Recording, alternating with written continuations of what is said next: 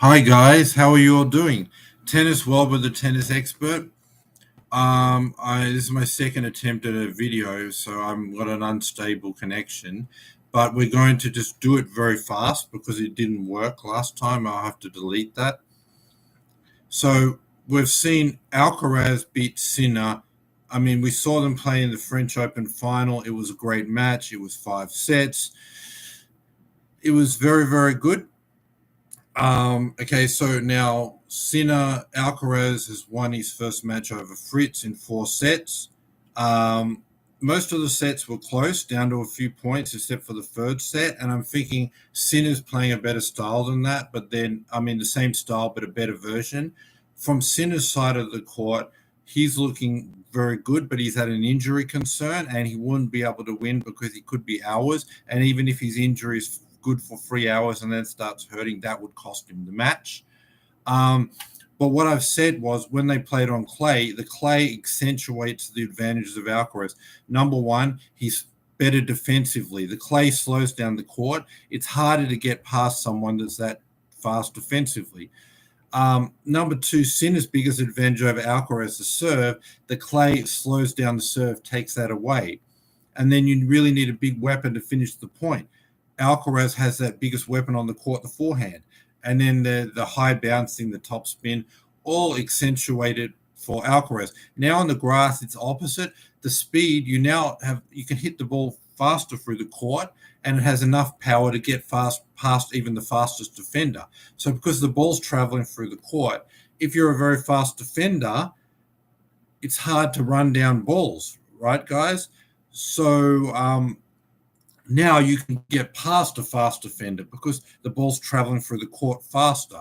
So the speed and the defense is becoming less important because the ball's traveling through the court faster, and it's likely to get past the defender even when they're very fast. But now, because the ball is traveling through the court faster, a serve becomes important. And when you've got a better serve, it's now even harder to get past.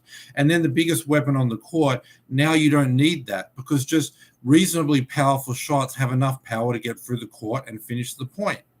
So now it's all changed. Sinner's biggest advantage over Alcaraz's serve is now more important because serves are going through the court faster. A bigger serve is more important. Alcaraz's biggest advantage, the speed, it's not as much of an advantage because the ball's traveling through the court faster and you can get past him even with that speed. And then having the biggest weapon on the court, you don't need that. And number two, the ball's traveling through the court fast. Alcaraz has a big swing on the forehand. Now he's going to be rushed. He's not going to have time to set up.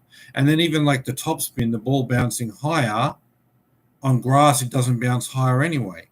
So for all those reasons, like I will say, like Alcaraz, for all those reasons, I will say like Sinner has a big advantage, and Sinner is going to win this in 5 sets. So he only needs to be 1 point better than the French Open, right?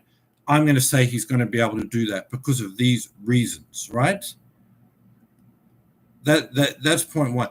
Point two, last time was their first Grand Slam final. They both wanted to win, yes, but now, you know what's happened? Sinner was really upset by that moment. He's going to bring all that emotions. You're not going to get me again. So just that drive alone on any service would improve him the 1 point to get the win. But then when you add all the advantages of the grass court, that like Alcaraz had an advantage on clay and now Sinner's having an advantage, that alone also gets him the 1 point. It's always going to be close when these guys play, but like the advantages of clay could get Alcaraz a very close win. The advantage of grass could get Sinner a very close win, right? So for those reasons, the surface plus Sinner's very upset and he's like, you won't do this again. For those two reasons, I'm going to say Sinner's going to win this in 5 sets. So Sinner in 5, that's my prediction. But then if he's not even 100%, even if his injury takes 2 hours, 3 hours, 4 hours to start to hurt, if it's not completely 100%, he will lose this match. But I have to make a prediction because I'm not a doctor, so I'm just going to assume he's going to be healthy. If he's even 99, 98, they're so close, he can't give up that advantage, he loses. But based on them being healthy, because I'm not a doctor, I don't know, so I'm just going to assume that. And I'm going to say Sinner gets this in 5 sets. But if he's even 99%, he loses it. but I'm going to just have to assume he's healthy and say Sinner in 5 because he's upset about what happened. He's going to be more desperate, and then the grass is going to suit his game more than when they played on clay, and he only needs to improve 1 point. So I'm saying Sinner in 5. That's my prediction. Subscribe, bell notification, thumbs up. Thanks for being with me, and I'll see you guys in a few days for my review. Thanks for being with me, guys. Don't forget to subscribe, bell notification, thumbs up. Bye for now.